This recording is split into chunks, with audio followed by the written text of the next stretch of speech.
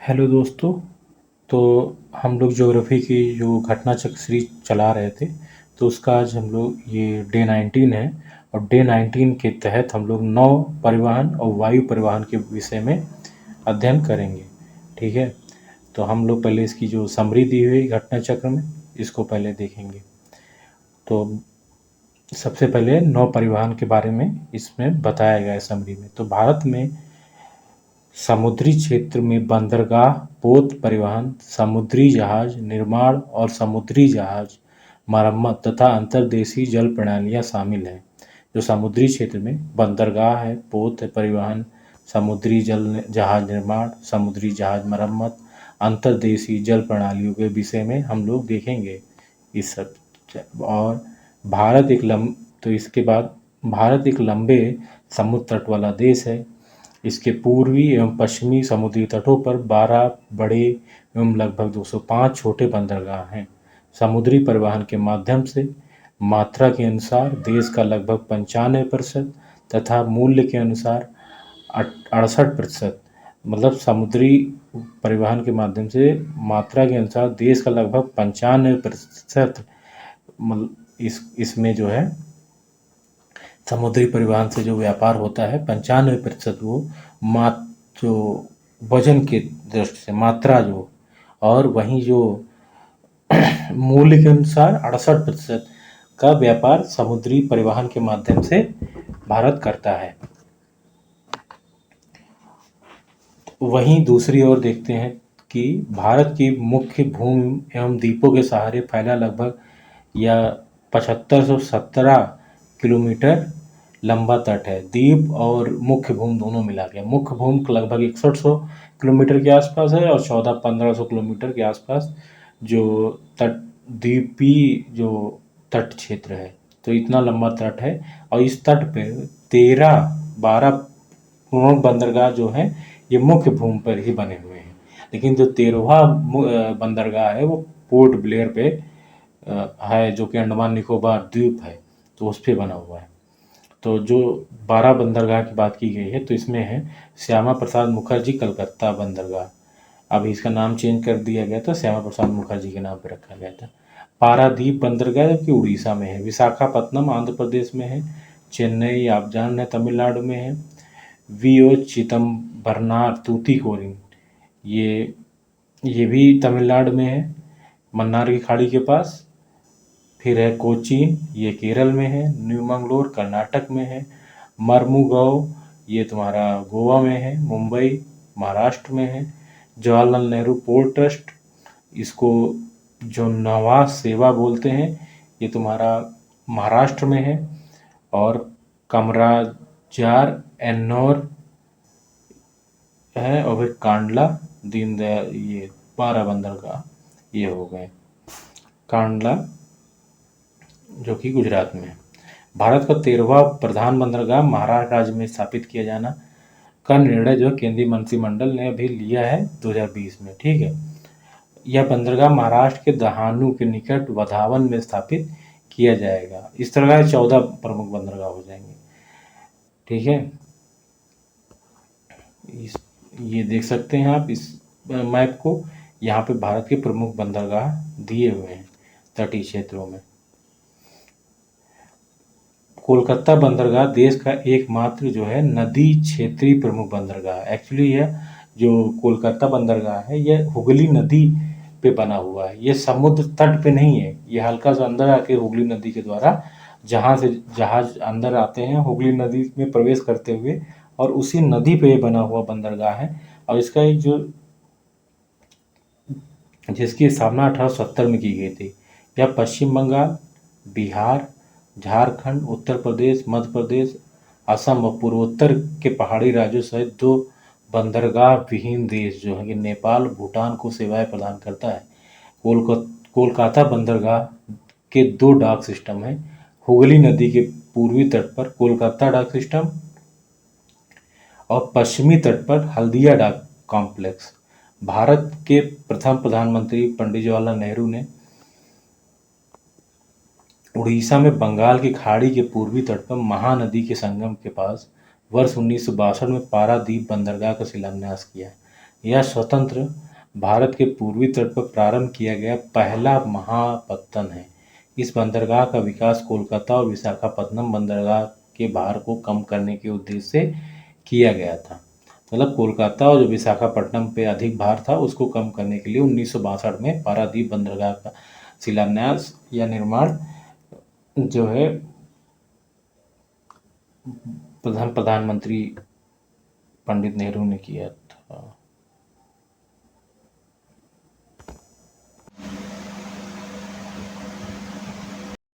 तो पारादीप बंदरगाह का निर्माण पंडित नेहरू ने 1962 में करवाया था कोलकाता और विशाखापत्तनम बंदरगाह के भार को कम करने के उद्देश्य से।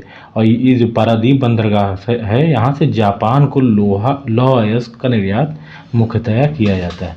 भारत में मई 1974 में न्यू मंगलौर बंदरगाह को नवे प्रमुख बंदरगाह के रूप में घोषित किया गया था और औपचारिक रूप से वर्ष 1975 में इसका उद्घाटन किया गया। और मंगलोर बंदरगाह को कर्नाटक में स्थित है। यह सभी मौसमों में कार्यरत एक कृत्रिम पत्तन है। यह मंगलोर में पन्नम्बूर में एक लैगून पर अवस्थित है। कोचीन का आधुनिक बंदरगाह सर रॉबर्ट ब्रिस्टो के अथक प्रयासों के उपरांत वर्ष 1920-41 की अवधि के दौरान विकसित किया गया था। कोचीन पत्तन विलिंगटन द्वीप पर अवस्थित है। वर्ष 1930-31 में इस बंदरगाह को औपचारिक रूप से 30 फीट ड्राफ्ट वाले जहाज़ों के लिए खोला गया। केरल राज्य में स्थित इस बंदरगाह की प्रमुख विशेषता यह है कि इसमें प्राकृतिक gas terminal liquid natural gas पाया जाता है। जवाहरलाल नेहरू बंदरगाह जिसको नवा स्वा सेवा पत्तन का भी कहा जाता है का उद्घाटन 1989 में हुआ। जवाहरलाल नेहरू बंदरगाह ने विश्व स्तरीय अंतर्राष्ट्रीय कंटेनरों के रखरखाव वाले बंदरगाह के रूप में पहचान बनाई है। यह 12 ज्वारीय पत्तन है। इस बंदरगाह का निर्माण मुंबई बंदरगाह के दबाव को कम करने के लिए किया गया। यह बंदरगाह भारत के निजी क्षेत्र की भागीदारी जैसे नई पहल द्वारा बंदरगाह विकास में पथ प्रदर्शक रहा है। यह एलिफेंटा द्वीप के निकट मुंबई बंदरगाह के पूर्वी तट के किनारे पर स्थित है। मुंबई बंदरगाह पूर्ण रूप से एकीकृत बहुप्रयोजन बंदरगाह है जहां कंटेनर, शुष्क तरल एवं अन्य बड़ी मात्रा में थोक कार्गो की आवाजाही होती है। मुंबई पश्चिमी तट पर स्थित एक प्राकृतिक गहरा जल पोताश्रय और देश का सबसे बड़ा पत्तन है। यह कोलकाता के बाद दूसरा सबसे प्राचीन महापत्तन है। मुंबई बंदरगाह पर 3 नौका घाट हैं जिनके नाम हैं प्रिंस, विक्टोरिया और इंदिरा घाट। इन तीनों में सबसे पुराना 1880 से प्रयोग में लाया जाने वाला प्रिंस घाट है जो अर्धज्वारीय है। कांडला बंदरगाह कच्छ की खाड़ी के मुहाने पर से 90 किलोमीटर की दूरी पर गुजरात में अवस्थित है। कांडला एक ज्वारीय और प्राकृतिक पत्तन है। इसकी गहराई लगभग 10 मीटर। कांडला भारत का प्रमुख आयातक बंदरगाह है। वर्ष 2019-20 के आंकड़ों के अनुसार भारत के बंदरगाहों में कांडला बंदरगाह का यातायात हैंडलिंग में सर्वाधिक योगदान रहा जो कि 17.4 रहा। मतलब प्रमुख आयातक बंदरगाह कांडला है। इसके पश्चात पारादीप और जवाहरलाल नेहरू बंदरगाह का योगदान रहा। मर्मुगोआ गौ पत्तन जुआरी नदी के मुहाने पर गोवा राज्य में स्थित है। यह एक निर्यात प्रधान पत्तन है।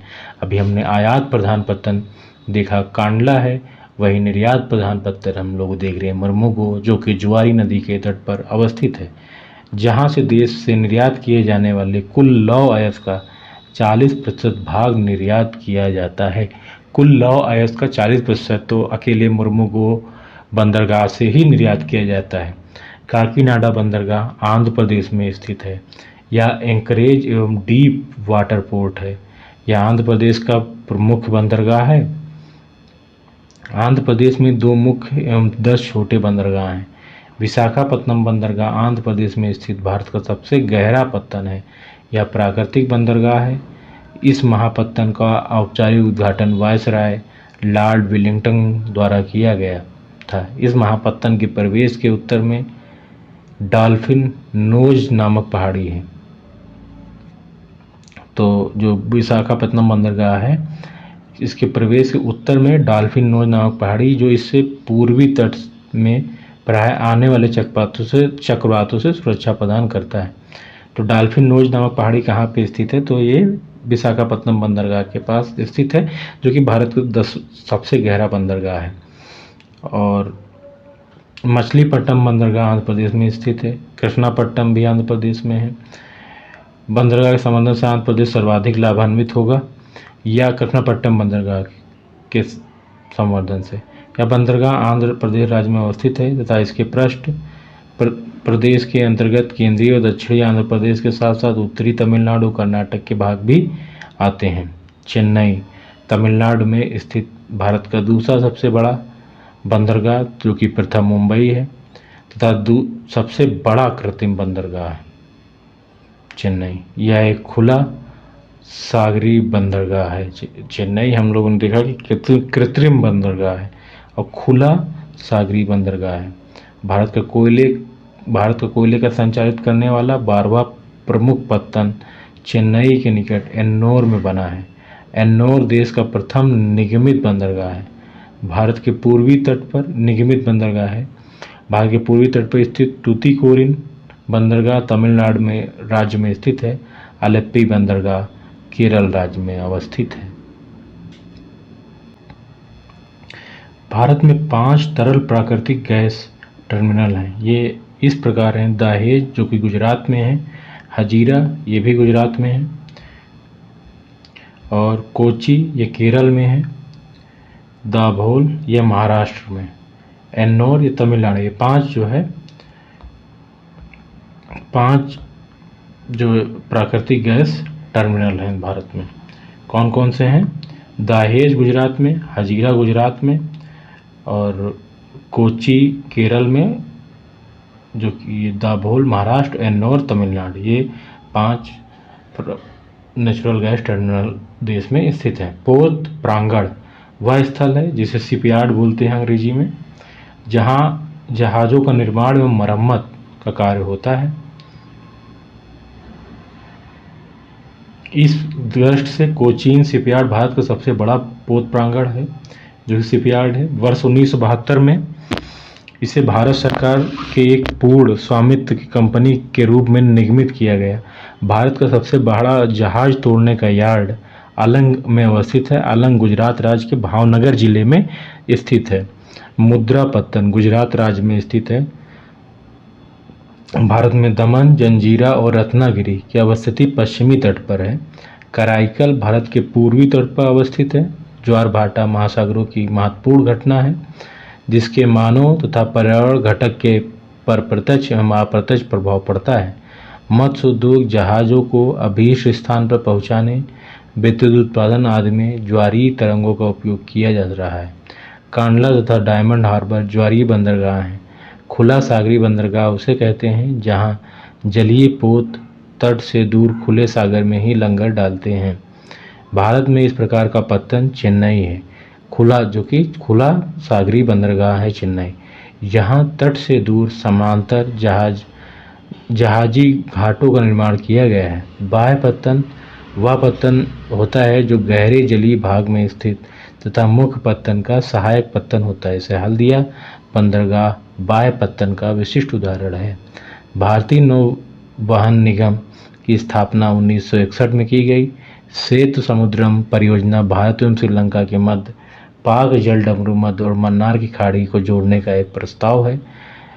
सेतु समुद्रम परियोजना, जो कि पाक जलडमरू मध्य, पाक स्ट्रेट और मन्नार की गल्फ ऑफ मन्नार को जोड़ने का प्रस्ताव है। इसके अंतर्गत बंगाल खाड़ी और मन्नार खाड़ी के बीच 167 किलोमीटर का समुद्री मार्ग को पोत परिचालन योग्य बनाना है।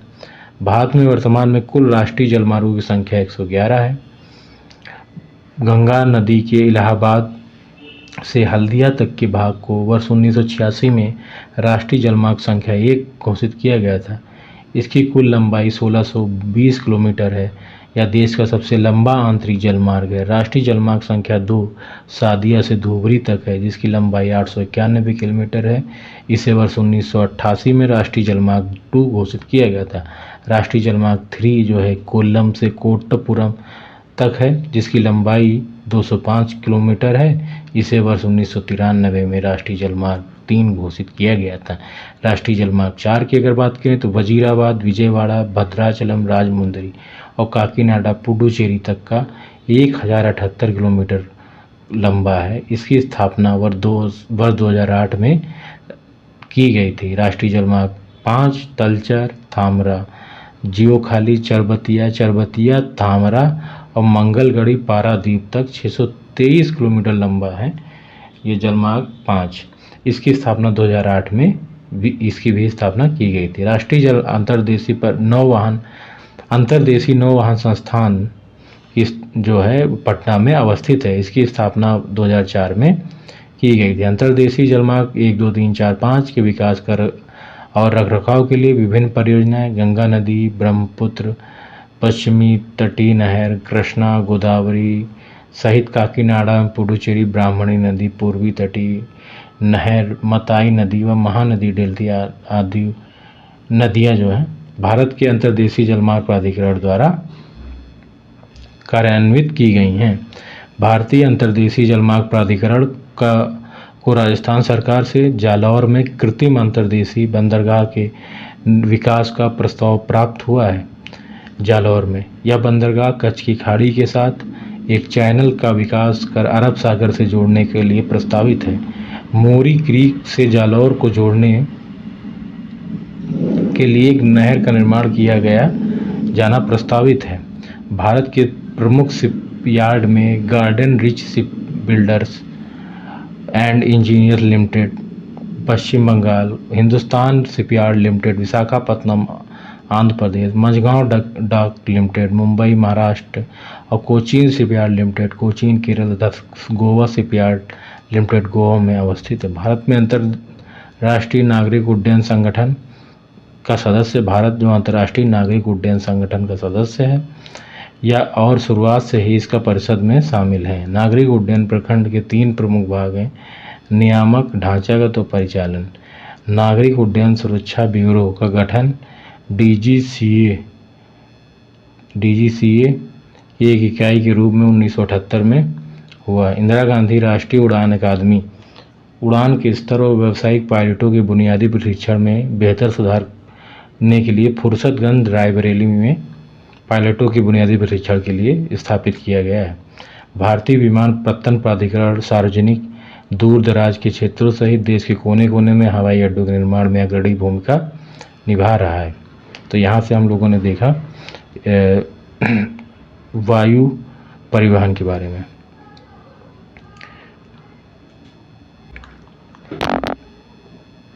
भारतीय विमान अग्रणी भूमिका निभा रहा है। भारतीय विमान प्राधिकरण अप्रैल 1995 में अस्तित्व में आया। ये 1995 में भारत में सार्वजनिक निजी हिस्सेदारी वाला भारत का सर्वप्रथम विमानपत्तन कोचीन विमानपत्तन है। इसका शुभारंभ तत्कालीन राष्ट्रपति जो थे के आर नारायणन द्वारा 1999 में किया गया। यह पत्तन केरल के वाणिज्यिक राजधानी कोच्चि के निकट नेडुम्बसरी में स्थित है। तो इस मैप के माध्यम से भारत के प्रमुख हवाई अड्डों अंतर्राष्ट्रीय हवाई अड्डों को दर्शाया गया है और सूची दी गई है और यही दिया गया है। फिर इसके हम लोग क्वेश्चंस को देखते हैं। यहाँ पे क्वेश्चन है, निम्न में पहला क्वेश्चन हम देखेंगे, निम्न में कौन सा तट कोच्चि बंदरगाह से संबंधित है? तो मालाबार तट कोच्चि बंदरगाह से संबंधित है। मालाबार तट हम देखते हैं कि ये जो तट है ये जो भारत का ये मालाबार तट से संबंधित है। इधर आप जाएंगे तो ये कोरोमंडल तट है। कोरोमंडल तट ये पूर्वी तट है, ये कोरोमंडल तट है। और यहाँ पे कोंकण क्षेत्र आता है, कोंकण तट इसको बोलते हैं। ऊपर के जो भाग को यहाँ तक ये मालाबार तट यहाँ तक आता है। इसके ऊपर जो भाग है उसको हम कोंकण तट के रूप में जो है देखते हैं। ये जो पार्ट है ये कोंकण है, ये मालाबार है और ये कोरोमंडल तट है, कोरोमंडल तट है। ये जो है ये तट कोरोमंडल तट है और ये उत्तरी सरकार इसको बोलते हैं, ऊपर के तट को। तो ये इस तरह से भारत का जो तट को विभाजित किया गया है। इसे वर्ष भर जो है इस्तेमाल किया जाता है कोची तट को, ठीक है। नौ परिवहन और मत्स्य ग्रहण में ज्वार भाटा अत्यंत सहायक है, बिल्कुल। उच्च ज्वार भाटा बड़े जलयानों को बंदरगाह में सुरक्षित प्रवेश करने या निकलने योग्य बनाता है, बिल्कुल बनाता है, सही। उच्च ज्वार भाटा होगा तो जलयान को जो है आसानी होगी बंदरगाह में सुरक्षित प्रवेश करने और निकलने में। ज्वार भाटा बंदरगाहों में सिल्टेशन रोकता है, बिल्कुल रोकता है। कांडला तथा डायमंड हार्बर ज्वारीय बंदरगाह हैं, बिल्कुल। ये इसलिए चारों सही हैं इसके।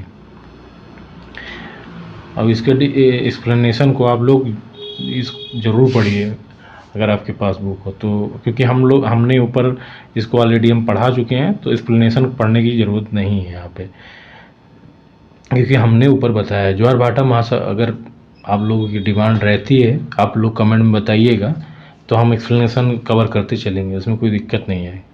तो क्या करें, चलिए कवर ही कर देते हैं। ज्वार भाटा महासागरों की महत्वपूर्ण घटना है जिसका मानव तथा पर्यावरण के घटकों पर एक प्रत्यक्ष एवं अप्रत्यक्ष प्रभाव पड़ता है। मत्स्य उद्योग, जहाज़ों को अभीष्ट स्थान पर पहुँचाने, विद्युत उत्पादन आदि में ज्वारीय तरंगें उपयोग किया जा रहा है। कांडला तथा डायमंड हार्बर ज्वारीय बंदरगाह है, अतः सही। भारत में निम्न में कौन सबसे बड़ा पोत प्रांगण है, तो कोच्चि जो है ये सबसे बड़ा शिपयार्ड इसको बोलते हैं, पोर्ट प्रांगण जहाज़ों का, तो वो है भारत का सबसे बड़ा। भारत में सबसे बड़ा पोर्ट तो ये कोचीन है, हमने देखा। ये मैप बेस्ड क्वेश्चन आया हुआ है।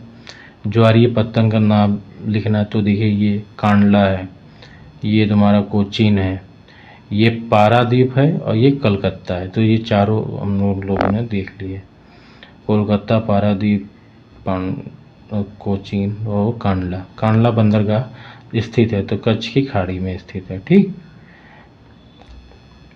एक्सप्लेनेशन को आप पढ़ लीजिए यार, वही है। प्राकृतिक बंदरगाह है, आयात अधिक होता है कांडला बंदरगाह में, ठीक है, आयात के लिए प्रसिद्ध है। निर्यात के लिए कौन प्रसिद्ध है, मुर्मुगो बंदरगाह, जहाँ से अधिकतर 40% वो तुम्हारा लौह अयस्क निर्यात होता है। निम्न में कौन सा सम्मिलित नहीं है, तो चेन्नई भारत का सबसे गहरा पत्तन, गलत है। सबसे गहरा पत्तन कौन सा है, हम लोगों ने अभी पढ़ा था, विशाखापत्तनम, जो कि सबसे गहरा पत्तन है, ठीक है, आंध्र प्रदेश में। विशाखापत्तनम सबसे गहरा पत्तन है। चेन्नई के एक जो है कृत्रिम पत्तन है, जो कि एक कृत्रिम रूप से बनाया गया, कृत्रिम सबसे बड़ा है ये। निम्न में कौन सा बंदरगाह भारत के पूर्वी तट का नहीं है, तो पूर्वी तट का इसमें भाई कांडला नहीं, जो कि गुजरात में है। बाकी तूतीकोरिन आंध्र प्रदेश में, चेन्नई है, पारादीप उड़ीसा में, चेन्नई तमिलनाडु में। फिर नेक्स्ट क्वेश्चन पे आते हैं हम लोग।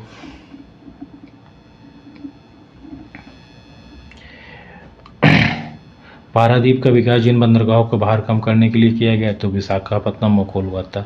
पारादीप उड़ीसा में है, नीचे देखिए आंध्र प्रदेश, ऊपर पश्चिम बंगाल, तो दोनों बंदरगाहों को कम करने के लिए। और पारादीप का प्रयोग जो है जापान को लौह अयस्क निर्यात करने में किया जाता है अधिकतर। भारत के निम्नलिखित बंदरगाहों में कौन सा है, उड़ीसा तट पर अवस्थित है, तो अब पारादीप जो है उड़ीसा तट पर अवस्थित है। भारत का सर्वाधिक गहराई वाला बंदरगाह हम लोगों ने देखा था, सबसे गहराई वाला विशाखापत्तनम, लेकिन विशाखापत्तनम नहीं है, तो पारादीप है दूसरे नंबर पर। सर्वाधिक गहराई वाले बंदरगाह पारादीप है। उल्लेखनीय किसी बंदरगाह की न्यूनतम गहराई द्वारा ही निर्धारित किया जाता है कि उस बंदरगाह पर अधिकतम कितनी लंबाई के पोतों का संचालन संभव है। मर्मोगो पत्तन स्थित है, तो गोवा में स्थित है, जुआरी नदी के तट पर, ठीक है, मुहाने पर। इनमें कौन सा कथन सही है, तो हल्दिया उड़ीसा में है, जो कि गलत है भाई, है ना। पारादीप पश्चिम बंगाल में, उड़ीसा में है। हल्दिया कहाँ, पश्चिम बंगाल में है। मुर्मुगो कर्नाटक, गलत है। मुर्मुगो गोवा में। कांडला गुजरात में, यही सही है। नेक्स्ट क्वेश्चन आते हैं 14 नंबर, देखते हैं। भारत में निम्नलिखित बंदरों में कौन सा आयात इंपोर्ट कार्गो का उच्चतम टन भार संभालता है तो कांडला संभालता है। हमने वो अभी देखा था, आयात के लिए प्रसिद्ध कांडला है, ठीक है, जो कि करीब 17% के आसपास आयात में योगदान देता है। और इसमें पहचानना है कौन कौन से बंदरगाह हैं। तो देखिए भाई, डी सबसे अच्छा, क्या क्वेश्चन है, पुडुचेरी की बंदरगाह, अच्छा अच्छा, ये आईएस में आया है। तो ए जो है इसका माहे है इधर, डी जो है उधर कराइक, डी है यनम, सी है तुम्हारा पुडुचेरी और बी है कराइकल। तो ए यनम बंदरगाह है, डी ए जो है माहे है, डी है यनम, सी है तुम्हारा पुडुचेरी और ई है कराइकल। ये पांचों जो है डिस्ट्रिक्ट आते हैं पुडुचेरी राज्य केंद्र शासित प्रदेश में, पांडुचेरी है ना। और पांच कौन कौन से, माहे जो कि केरल में स्थित है, यनम जो कि तुम्हारा आंध्र प्रदेश में स्थित है, और कराइकल और पुडुचेरी जो तमिलनाडु के तट पे, तमिलनाडु में स्थित के पास स्थित है, ठीक है। 16 नंबर क्वेश्चन पे आते हैं, निम्न में कौन सा भारत का प्राकृतिक बंदरगाह नहीं है। तो चेन्नई जो है कृत्रिम बंदरगाह है, बाकी सब प्राकृतिक है। निम्न में कौन सा प्राकृतिक बंदरगाह भारत की प्राकृतिक बंदरगाह, देखो चेन्नई तो नहीं है, ठीक है, तो और तूतीकोरिन भी नहीं है, अभी ये बनाया गया है चेन्नई तमिलनाडु में, चेन्नई के नीचे। तो कोच्चि और विशाखापत्तनम जो कि प्राकृतिक बंदरगाह हैं, इनमें पहचानना है। तो सबसे ऊपर जो है तुम्हारा सबसे ऊपर, अच्छा हाँ, नीचे से पकड़ना है। तो सबसे नीचे तूतीकोरिन है, पहले पे तूतीकोरिन, फिर चेन्नई, फिर तुम्हारा का विशाखापट्टनम है और फिर मछलीपट्टनम सबसे ऊपर है। और इसमें तो शो नहीं हो रहा है। नेक्स्ट क्वेश्चन देखते हैं। निम्न में देखिए, ये जो मैप बेस्ड क्वेश्चन है ये आर पीसीएस प्रीलिम्स में नहीं आते, और पहले यूपीएससी में आते थे। अभी भी इतना ज़्यादा यूपीएससी में इनका चलन नहीं रह गया कि मैप बेस्ड और लोकेशन बेस्ड क्वेश्चन पूछते हैं। अब इतना ज़्यादा आते नहीं है, पहले आते थे। हम वहाँ की घटना चक्र में दिए हुए हैं तो इसलिए मैं करवाए दे रहा हूँ, आप लोगों को भी ये चीज़ें तैयार होती चलेंगी इस तरह। निम्न में कौन एक आंध्र प्रदेश का बंदरगाह नहीं है। तो काकीनाडा आंध्र प्रदेश का बंदरगाह है, सॉरी, तो काकीनाडा आंध्र प्रदेश का बंदरगाह है, या एंकरेज एवं डीप वाटर पोर्ट है आंध्र प्रदेश का मुख्य बंदरगाह है। नेक्स्ट क्वेश्चन पे आते हैं। अब इसमें पूछा है कौन कौन से ये बंदरगाह हैं दिखाए गए। तो 4 पे देखिए तुम्हारा जो दिखाया गया कलकत्ता है, फिर 3 पे तुम्हारा दिखाया गया है पारादीप है, और 2 पे कोचीन है, 1 पे कांडला है। तो यही है ये चारों बंदरगाह। पत्तन जहाँ एलएनजी टर्मिनल है, तो ये एलएनजी टर्मिनल है, तो कांडला यहाँ पे एलएनजी टर्मिनल है। भारत में 5 जगह पे एलएनजी टर्मिनल है। दहेज गुजरात में है, हजीरा गुजरात में है, कोची केरल में, दाभोल महाराष्ट्र में और एन्नौर तमिलनाडु में। नहीं नहीं सॉरी, नहीं है टर्मिनल, तो कांडला में नहीं है, बाकी चारों जगह, तीनों जगह है। दहेज में भी है, हजीरा में भी है। दहेज गुजरात में, हजीरा भी गुजरात में, कोची में भी है। इसके अलावा कोची के अलावा दाभोल में भी है और एन्नौर में भी है, ना कि ये तुम्हारा कांडला में है, कांडला में नहीं है, ठीक है। हम लोगों ने इसको उसमें दिखा था जब एक्सप्लेनेशन कर रहे थे, शुरुआत में जो समरी पढ़ रहे थे उसकी, तो उसमें हम लोगों ने देखा था कि स्थान पर 3 अर्धचंद्राकार समुद्र तट मिलते हैं। तो कन्याकुमारी में मिलते हैं।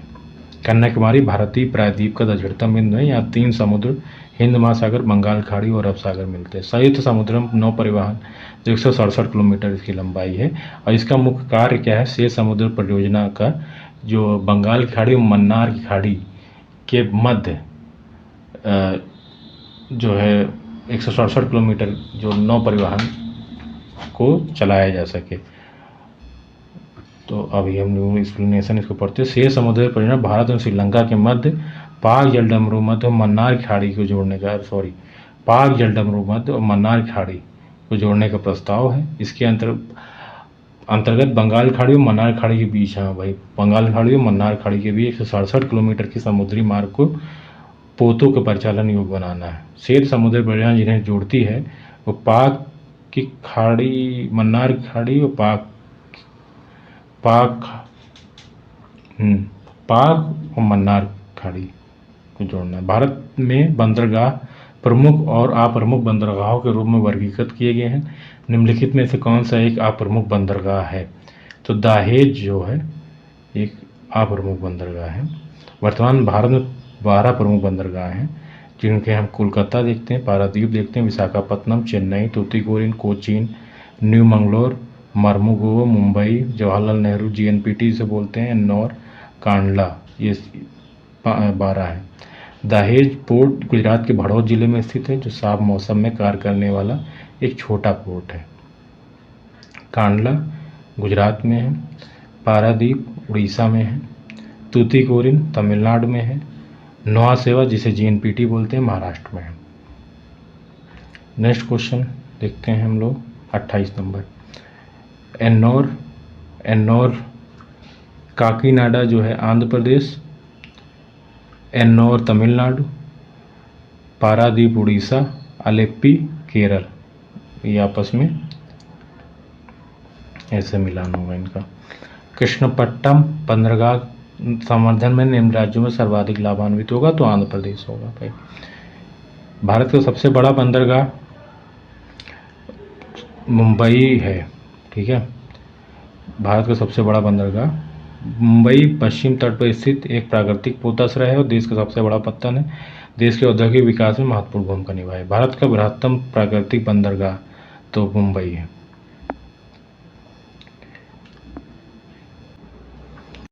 ठीक है, नेक्स्ट क्वेश्चन पे आते हैं। Question number 32। भारत का 13वां प्रधान बंदरगाह किस राज्य में स्थित है? तो महाराष्ट्र में इसको बनाया गया है, दाहून के निकट वधावन में स्थापित किया जाएगा 13वां प्रधान बंदरगाह। गंगा नदी के निम्नलिखित किस भाग को राष्ट्रीय जलमार्ग घोषित किया गया? तो इलाहाबाद से हल्दिया तक के भाग को राष्ट्रीय जलमार्ग संख्या 1 घोषित किया गया है, जो कि 1986 में घोषित हुआ था और इसकी कुल लंबाई 1620 किलोमीटर है। गंगा नदी के निम्नलिखित किस भाग को राष्ट्रीय जलमार्ग घोषित किया गया? तो प्रयागराज से हल्दिया तक। निम्नलिखित में कौन सा राष्ट्रीय जलमार्ग नंबर 1 है? तो गंगा भागीरथी हुगली नदी जलमार्ग पर, यह किसी भी रूप में क्वेश्चन आ सकता है। गंगा भागीरथी हुगली नदी जलमार्ग पर एक जलमार्ग नंबर 1 है, प्रयागराज से हल्दिया तक का। राष्ट्रीय जलमार्ग जोड़ता है तो इलाहाबाद को हल्दिया से, देख लो कहाँ पे है, हल्दिया को इलाहाबाद से। 36 हो गया। 37। निम्न देश का सबसे लंबा आंतरिक जलमार्ग कौन है? तो इलाहाबाद से हल्दिया है। जलमार्ग संख्या 2 जो है सादिया से डुबरी है और जलमार्ग संख्या 3 जो है कोल्लम से कोट्टपुरम है। निम्नलिखित में कौन सा राष्ट्रीय जलमार्ग कोट्टापुरम तथा कोल्लम को जोड़ता है? तो केरल तटीय नहर जलमार्ग जो है कोट्टम को कोल्लम से जोड़ता है। राष्ट्रीय अंतर्देशीय नौवहन संस्थान अवस्थित है तो पटना में है। राष्ट्रीय अंतर्देशीय नौवहन संस्थान पटना में अवस्थित है। इसकी स्थापना 2004 में की गई थी। भारत के कोयले को संचालित करने वाला 12वां प्रमुख पत्तन विकसित हो रहा है, तो ये चेन्नई के निकट, जो कि एन्नौर देश का प्रथम निगमित बंदरगाह। भारत के कोयले को संचालित करने वाला 12वां प्रमुख एन्नौर में बना है, ठीक है, एन्नौर में। निम्नलिखित में कौन सा बंदरगाह कच्छ की खाड़ी में स्थित है? तो कांडला बंदरगाह कच्छ की खाड़ी में स्थित है। भारत पाकिस्तान के विभाजन हो जाने तथा कराची बंदरगाह पाकिस्तान में चले जाने के कारण यह बंदरगाह की ज़रूरत महसूस की जाने लगी और इसी क्रम में कांडला बंदरगाह का निर्माण 1950 में किया गया। निम्नलिखित में कौन गुजरात का बंदरगाह कस्बा नहीं है? तो जामनगर बंदरगाह कस्बा नहीं है। ओखा, पोरबंदर, अलंग, बेदी, भावनगर, दाहेज, जफराबादी, मांडवी, मुंद्रा, नवलाई, सूरत और बेरवाल गुजरात के मुख्य बंदरगाह कस्बे हैं, जबकि जामनगर गुजरात का बंदरगाह कस्बा नहीं और इसकी अवस्थिति तट से दूर है। कौन पोताश्रय नहीं है? तो बेंगलुरु पोताश्रय नहीं है। कांडला, कोचीन, मंगलौर प्रसिद्ध पोताश्रय हैं, जबकि बेंगलुरु कर्नाटक स्थित एक स्थल आबद्ध नगर है जो कोई पोताश्रय नहीं है। भारत के निम्नलिखित बंदरगाहों में कौन सा एक खुला सागरी बंदरगाह है? तो चेन्नई खुला सागरी बंदरगाह है।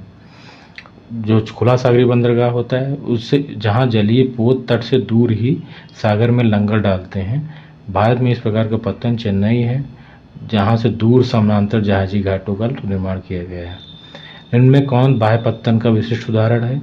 तो हल्दिया भी बाह्य पत्तन का विशिष्ट उदाहरण है। बाह्य पत्तन वह पत्तन जो गहरे जलीय भाग में स्थित तथा मुख्य पत्तन का सहायक पत्तन होता है। हल्दिया बंदरगाह बाह्य पत्तन का विशिष्ट उदाहरण है। शिपयार्ड गार्डन रिच जो अब इसमें मंझगांव डॉक्स ये महाराष्ट्र में है। गार्डन कोची शिपयार्ड केरल में है। हिंदुस्तान शिपयार्ड ये आंध्र प्रदेश में है और गार्डन रिच शिपयार्ड पश्चिम बंगाल कलकत्ता में स्थित है। गार्डन रिच देखिए पश्चिम बंगाल कोलकाता, हिंदुस्तान शिपयार्ड आंध्र प्रदेश, मंझगांव डॉक्स महाराष्ट्र में है, कोची शिपयार्ड केरल में, जो कि सबसे बड़ा कोची शिपयार्ड है। और नेक्स्ट क्वेश्चन पे आते हैं, question number 47। Garden Reach ship builder and engineer limited का डीजल इंजन संयंत्र अवस्थित है तो रांची में। इसका डीजल इंजन संयंत्र जो है रांची में अवस्थित है। गार्डन रिच शिप बिल्डर जो कि कहाँ पे है? गार्डन रिच शिप बिल्डर पश्चिम बंगाल में है। सार्वजनिक सीमित कंपनी के स्वामित्व वाला भारत का प्रथम विमानपत्तन निम्नलिखित में कौन सा है? तो कोचीन विमानपत्तन है। सार्वजनिक निजी हिस्सेदारी स्वामित्व वाला भारत का सर्वप्रथम विमानपत्तन कोचीन विमानपत्तन। राजासासी अंतर्राष्ट्रीय हवाई अड्डा तो अमृतसर में स्थित है। राजासासी अंतर्राष्ट्रीय हवाई अड्डा श्री गुरु रामदास जी अंतर्राष्ट्रीय हवाई अड्डा अमृतसर पंजाब में स्थित है। यह हवाई अड्डा अमृतसर अजनाला रोड पर राजासासी गांव के निकट स्थित है। निम्नलिखित में कौन सा भारत के पश्चिमी तट पर स्थित नहीं है? तो करिकल, दमन, जंजीरा, रत्नागिरी ये यूपी पीसीएस में 2008 में आया। अवस्थित भारत के पश्चिमी तट पर है, जबकि कराईकल पुडुचेरी भारत के पूर्वी तट पे। अब कराईकल हम लोगों ने देखा था पूर्वी तट पे कहाँ पे स्थित है? पुडुचेरी के नीचे तमिलनाडु पास स्थित है कराईकल। और माहे हम लोगों ने देखा था केरल के तट पे स्थित है। और यनम आंध्र प्रदेश के तट पे स्थित है। पुडुचेरी है और कराईकल ये तमिलनाडु के पास स्थित है। भारत का सबसे बड़ा जहाज तोड़ने का यार्ड गुजरात में किस स्थान पर है? तो अलंग में है। अलंग जो कि भावनगर जिले में स्थित है। वर्तमान मुंबई बंदरगाह के दबाव को कम करने के लिए तो नवा सेवा जो कि JNPT जवाहरलाल नेहरू पत्तन के नाम से जाना जाता है। जवाहरलाल नेहरू बंदरगाह किस राज्य में स्थित है? तो महाराष्ट्र में स्थित है। तो ये बाकी हाल ही में निम्नलिखित राज्यों को किसने एक लंबे नौ संचालन चैनल द्वारा समुद्र से जोड़े जाने के लिए कृत्रिम अंतर्देशीय बंदरगाह के निर्माण की संभावना का पता लगाया है? तो राजस्थान ने पता लगाया है। भारतीय अंतर्देशीय जलमार्ग प्राधिकरण का राजस्थान सरकार से जालौर में एक कृत्रिम अंतर्देशीय बंदरगाह विकास का प्रस्ताव प्राप्त हुआ। यह बंदरगाह कच्छ की खाड़ी के साथ एक चैनल का विकास कर अरब सागर से जोड़ने के लिए प्रस्तावित है। मोर क्रीक से जालौर को जोड़ने के लिए एक नहर का निर्माण किया जाना प्रस्तावित है। निम्नलिखित में कौन सा पोताश्रय नहीं है? तो ये बेंगलुरु पोताश्रय नहीं है। बेंगलुरु एक बंदरगाह है और पोताश्रय नहीं है। इसकी स्थिति भारतीय भूभाग के अंदरूनी क्षेत्र में न कि समुद्र तट पर मंगलौर है। मुर्मुगो ये गोवा में है। पारादीप उड़ीसा में है। मंगलौर कर्नाटक में। मुंद्रा आंध्र प्रदेश में नहीं, गुजरात में स्थित है। ठीक है। मध्य प्रदेश में कौन सा हवाई अड्डा स्थित है? तो पन्ना हवाई अड्डा अवस्थित नहीं है। बाकी खजुराहो है, जबलपुर और ग्वालियर है। पन्ना जो है हवाई अड्डा क्रियाशील नहीं है। ठीक, MBPCS में आया तो UPPCS में नहीं है। कौन सा हवाई अड्डा भारत के केंद्रीय मंडल को अंतर्राष्ट्रीय दर्जा?